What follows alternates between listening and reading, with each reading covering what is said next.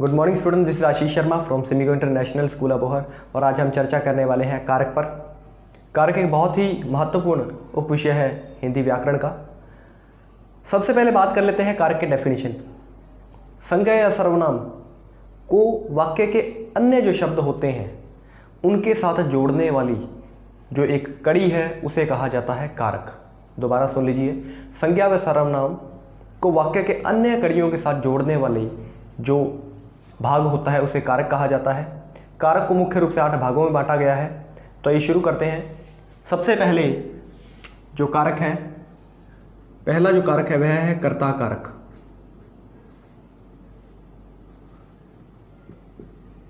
कर्ता कारक अर्थात जिसके द्वारा काम किया जा रहा है उसे कर्ता कहा जाता है। आपको बता दूं, यहां पर एक परसर्ग शब्द का मैं प्रयोग करूंगा।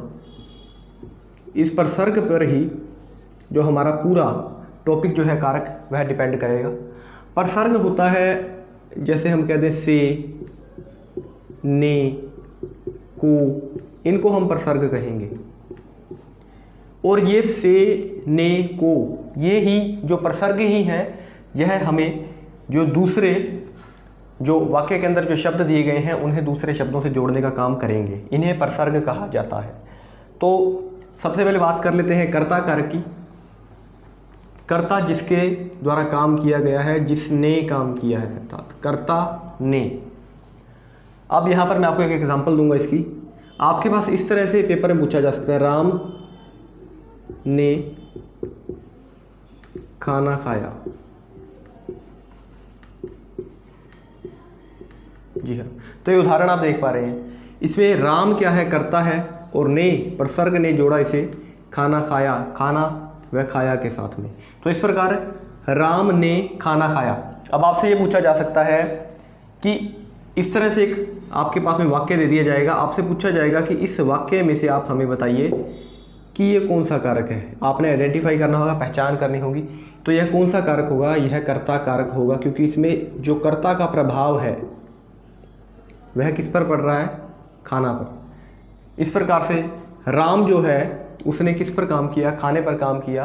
पूरे वाक्य में कर्ता के रूप में हमें कौन दिखाई दे रहा है? राम। तो राम ने। इस बात का ध्यान रखिएगा, कर्ता कारक में ने परसर्ग का प्रयोग हमेशा किया जाएगा। आपको अगर ये चीज़ याद हो जाएगी तो आप पूरे कारक को बहुत आसानी से कर पाएंगे। यह था कर्ता कारक। बहुत कठिन टॉपिक नहीं है कारक, बहुत ईजी सा टॉपिक है ये। तो जिसमें कर्ता का हमें मुख्य जो प्रभाव दिखाई दे रहा है उसे कर्ता कारक कहा जाता है। कर्ता के बाद में बात कर लेते हैं कर्म कारक की। कर्म कारक, कर्म कारक में को प्रसर्ग हमें दिखाई देगा। कर्ता ने कर्म को, अर्थात जिसके लिए काम किया गया है, जिस पर फल पड़ा है। मैं कह दूं अध्यापक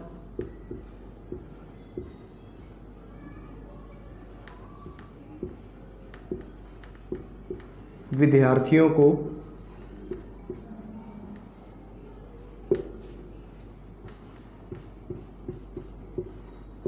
पढ़ा रहे हैं।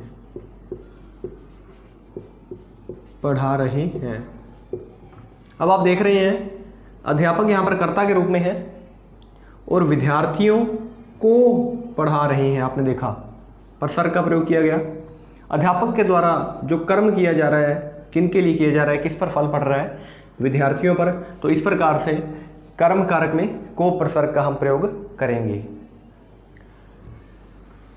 उसके बाद में बात कर लेते हैं कर्ण कारक की। आपको एक बात और बताना चाहूंगा, जो प्राणी होंगे जिसको हम बोल सकते हैं सजीव, उनके लिए हम को का प्रयोग करेंगे। यदि मैं कह दूं सेब काटो, हालांकि इसमें भी कर्म सेब पर हो रहा है, परंतु सेब को काटो यहां नहीं लिखा जाएगा। ठीक है, इस चीज का भी ध्यान रखिएगा कि अप्राणीवाचक के लिए यह परसर्ग जो है हमें वह नहीं दिखाई देगा। जी, इसके बाद में बात कर रहे थे कर्ण कारक की। कर्ण कारक से व के द्वारा, अर्थात एक साधन के रूप में, एक साधन के रूप में यदि हम बात करें जैसे मैं यहाँ पर लिख रहा हूँ कि मैं मार्कर से बोर्ड पर लिख रहा हूँ, मार्कर से, या मैं कह दूँ कि चाकू से सेब काटो। अब आपने देखा चाकू से या चाकू के द्वारा भी कह सकते हैं हम, चाकू के द्वारा सेब काटो। तो इस तरह से यह से हमें साधन के रूप में जो दिखाई दिया गया, क्योंकि चाकू यहाँ पर एक साधन के रूप में हमारे पास में था, तो इसीलिए हमने यहाँ पर कर्ण का अर्थ एक साधन के रूप में लिया जाता है। तो इस प्रकार से इस से का प्रयोग कहाँ पर होगा, कर्ण कारक में होगा। कर्ण कारक में ये ध्यान रखिएगा से व के द्वारा दो जो प्रसर्ग हैं हमारे पास में मुख्य रूप से रहेंगे जी। इसके बाद में संप्रदान,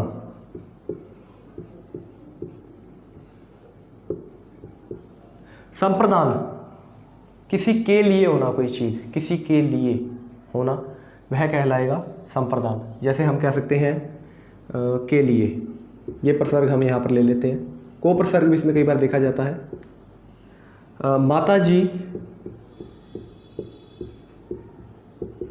सीता के लिए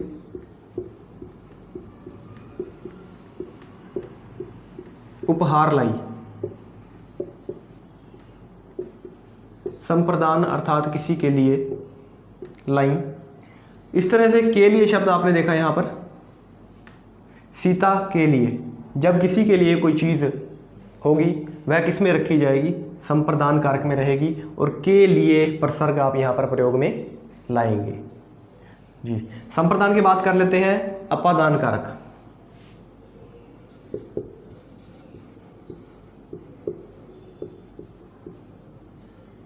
अपादान में से लगेगा।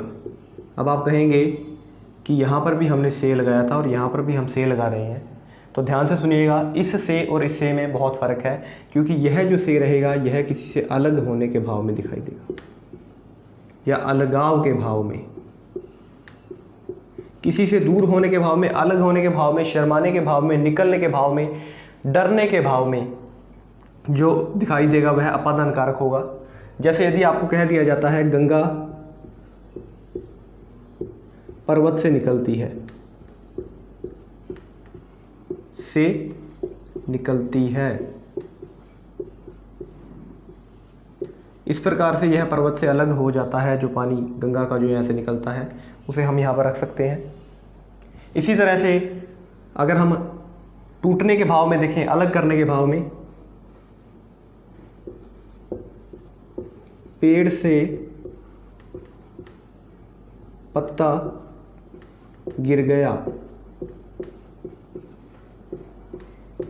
या राम बस से गिर गया, इस तरह से कोई भी जो शब्द है अलग होने के भाव में जब हमें दिखाई देगा वह हमारा अपादान कारक होगा। इस चीज़ का आप ध्यान जरूर रखिएगा जी। मैं एग्जाम्पल यहाँ पर लिख रहा हूँ, आपकी बुक्स में और भी बहुत सारी दी हुई हैं, आप उन्हें देखते रहिएगा ताकि आप अच्छे प्रकार से इसे समझ पाएँ। बहुत ही आसान सा टॉपिक है कारक, कोई ज़्यादा मुश्किल वाला टॉपिक कारक नहीं है जी। अपादान के बाद में संबंध कारक,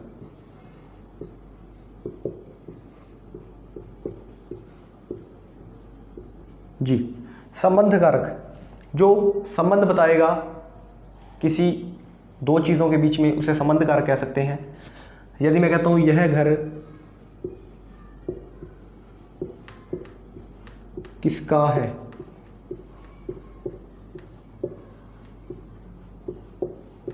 किसका है, तो इस प्रकार से संबंध कारक में हम बात करेंगे का, के, की। जिस प्रकार यह घर किसका है, यह घड़ी किसकी है, की है, इस प्रकार से जो संबंध बताया जाएगा वह बताया जाएगा हमारे संबंध कारक में। इसलिए यहाँ पर का, के व की का हम प्रयोग करेंगे जी। संबंध कारक के बाद में हमारे पास में जो कारक आएगा वह है अधिकरण कारक जी। फिर हम करेंगे संबोधन। तो ये दो कारक मुख्य रूप से हमने करने हैं अभी। अधिकरण में ये ध्यान रखिएगा, मे वेपर प्रसर्ग रहेगा, मे वेपर। मैं कह दूं राम घर में है,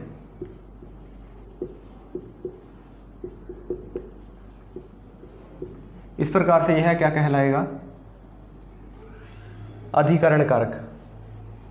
राम छत पर है, और यह भी क्या कहलाएगा, अधिकरण कारक। तो इस प्रकार से मे वेपर का प्रयोग हम करेंगे अधिकरण कारक के लिए। संबोधन में जैसे हम किसी को संबोधित करते हैं, हे, अरे, इस प्रकार के शब्दों के लिए, अरे तुम क्या कर रहे हो, तुम क्या कर रहे हो, इस प्रकार से अरे से हमने संबोधित किया, किसी को बुलाया, तो इसे संबोधन कारक में रखा गया। तो ये था आपका कारक, जिसमें हमने मुख्य रूप से 8 जो कारक के जो भेद हैं उन पर चर्चा की। कर्ता कारक में ने का प्रयोग किया जाता है प्रसर्ग का, कर्म में को, करण में से के द्वारा, संप्रदान में के लिए, अपादान में से या अलग होने के भाव में जो हम देखते हैं, संबंध कारक में काके की का प्रयोग किया जाता है, अधिकरण कारक में मे वेपर, और संबोधन कारक में हे, अरे, हे भगवान, इस सभी तरह के जो हमें कारक दिखाई देंगे, जो प्रसर्ग दिखाई देंगे, हम उनका प्रयोग करते हैं। तो ये था कारक। इसके अतिरिक्त और भी बहुत सारी कारक में जो चीज़ें हैं, जब हम अपना डाउट सेशन लगाएंगे उसमें हम बात करेंगे। आपको जो भी डाउट लगे आप उसे नोट करके रखिएगा, डाउट सेशन में हम उस पर बात करेंगे। आज के लिए इतना ही, धन्यवाद।